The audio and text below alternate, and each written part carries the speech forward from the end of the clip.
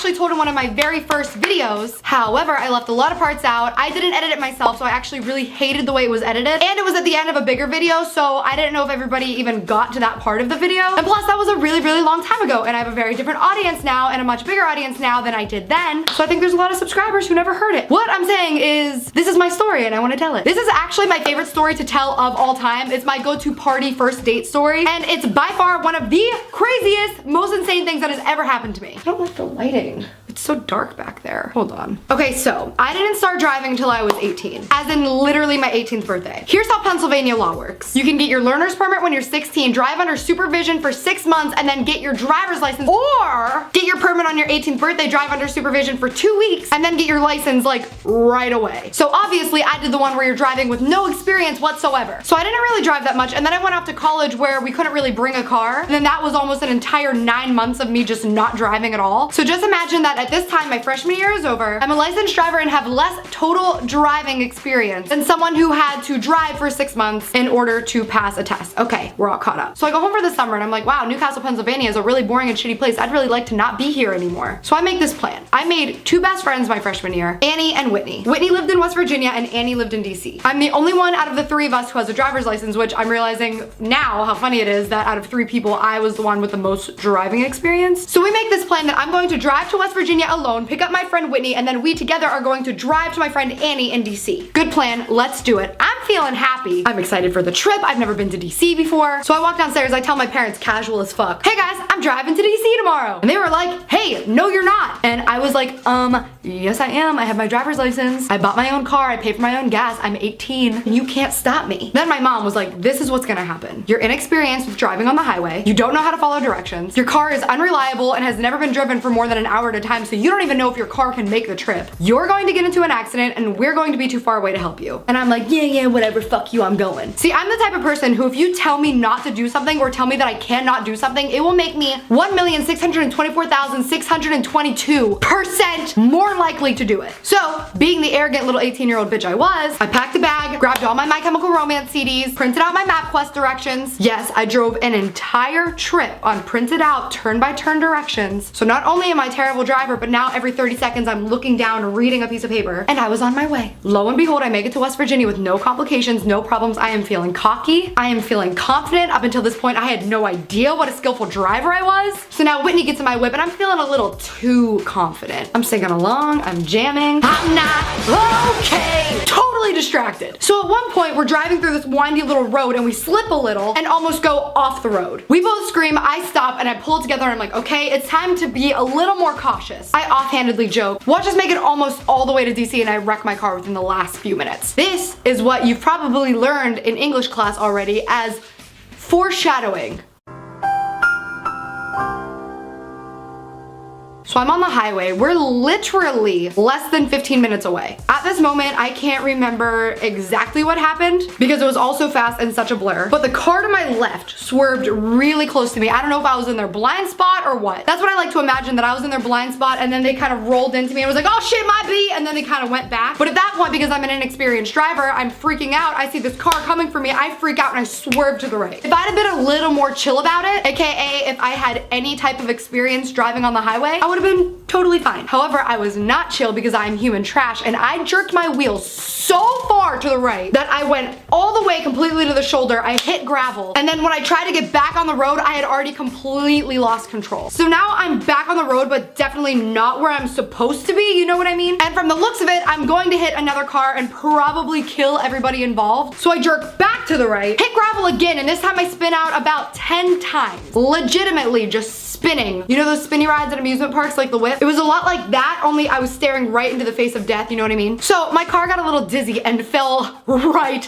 off the cliff. I smashed through the guardrail, completely split it open, broke it in half, and then it was a solid 900-foot airborne drop, followed by another 900 feet of rolling along a pretty much completely vertical 90-degree cliff. My wheels were barely touching the ground. At one point, the airbag deploys in my face, and all I see is debris from the explosion and a whirlwind of green and darkness. As we have already established multiple times, I am a horrible driver with zero instincts, long ass reaction time. This entire time, I'm just going, and it never even crosses my mind or occurs to me to hit the brakes until my friend Whitney says, hit the fucking brakes! And then I was like, ooh, okay, good idea. But to be honest, I think that the fact that I'm a horrible driver actually ended up saving my life. Had I hit the brakes the way we were because it was so steep and slippery, I probably would have rolled the car and it would have smashed us to bits and completely killed us. So yay to being a horrible driver! So I finally hit the brakes as the hill starts to like, you know? And we land in a ravine.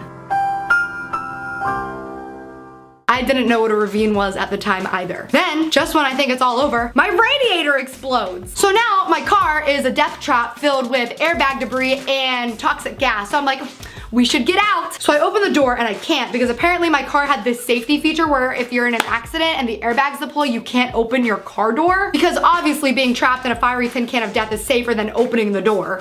So then Whitney starts freaking out because apparently when she was younger, her friend actually died in a car explosion. So she takes her foot in flip-flops and she kicked the fuck out of the window, smashes it open, crawls out of the car. There's blood gushing down her legs. And then she comes over to my side to bust my window open, but by the time she got there, I was already rolling my window down. So we get out of the car and the next step is to climb the mountain that we just fell down. I know that I can do a wicked 4 push-ups now, but I've never had a ton of upper body strength. Whitney, she's from West Virginia, so she's sprinting up the hill like her life depended on it. Sorry, my camera died, I didn't notice. I mean, I guess it kind of did.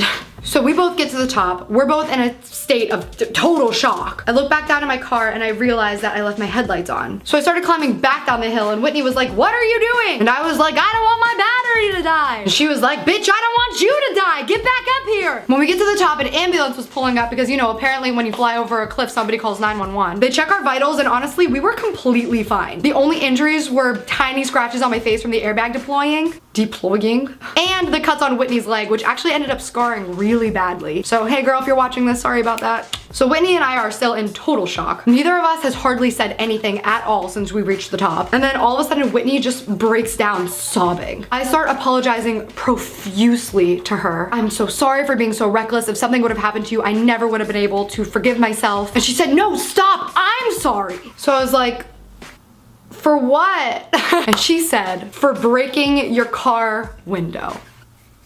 She was like, I promise I'll pay you back to fix it as soon as I can. Meanwhile, as she's saying this, I look behind me and my car is literally being lifted out of an 1,800-foot drop ravine by a fucking crane. The car's totaled. I'll let the window slide since I almost took your life. Finally, a cop comes up to me and he says, were you drinking? And I said, nope, just a really bad driver. And he must have believed me because he didn't do any type of sobriety testing at all. Then he says, here's your phone that you left in the car. It's been ringing off the hook, which is a very old expression because most phones do not belong on a hook. I look down and I have like 90 missed calls from my mom. It's like she knew instantly as soon as it happened. So I have to call her back. I'm trying to keep my cool and I'm like, Mom, and like a loving, concerned mother, she started screaming at me. You got into an accident, did you? I told you you were gonna get into an accident. You never listen to me. I almost died and I'm getting reprimanded. So I hang up on her because, you know, I'm just coming off a near-death experience. And then my dad calls and he's like, Gabrielle, your mother's just upset because she's worried about you. My dad told me later that when he talked to the cop on the phone, the cop told him that it was an absolute miracle that we were okay for so many reasons. One, the cliff was completely covered in trees. It was a really wooded area and you could see the path that my car took, and I somehow miraculously missed every single tree by a hair just by steering like a madman. Literally, Jesus took the wheel, somebody was steering that car, and it was not me. 2, the cop said that the engine was so hot that if I kept driving, it would have 100% combusted. Just like a match you struck to incinerate. Which would absolutely have 100% killed me. The aftermath. The cop, who, by the way, I read the police report and he wrote my ethnicity as Arab/Asiatic Indian/Caucasian, actually cited me for destruction of public property and charged me for the guardrail. Hello, I should be dead and I lost my car. Can you let this one slide, fam? No, I had to pay to fix the guardrail. Obviously, my vacation to DC was dismal at best, and I had to take a train all the way home. And absolutely worst of all, I never got my My Chemical Romance CDs back. I'm not okay. So, if you're ever in a junkyard in Frederick County, Maryland, and you see a stack of MCR CDs, my P.O. box is written in the description below. Thank you.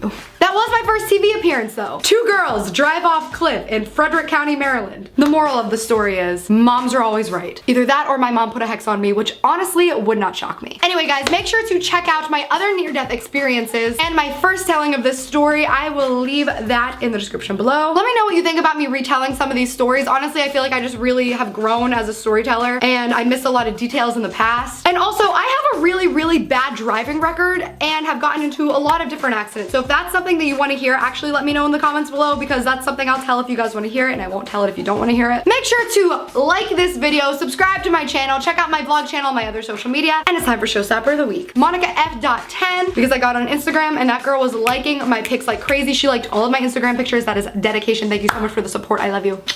As always, thank you for watching. I love you so much. Thank you for being a part of my family, and I'll see you next time.